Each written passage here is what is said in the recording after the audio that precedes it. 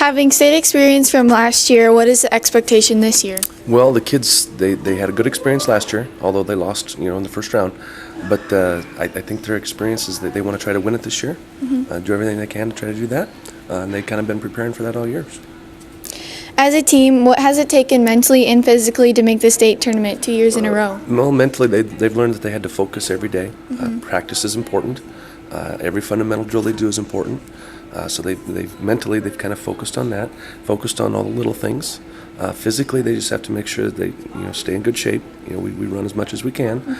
They have to make sure physically get in the weight room because they got to get stronger, and then eat right.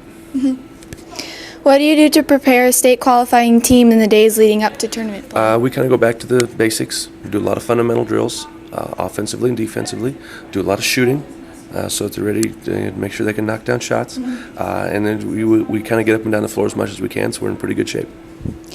Given the excitable atmosphere and huge stage of state basketball, how do you keep the boys focused on the next task? That's hard. Yeah. That's hard because it is excitable.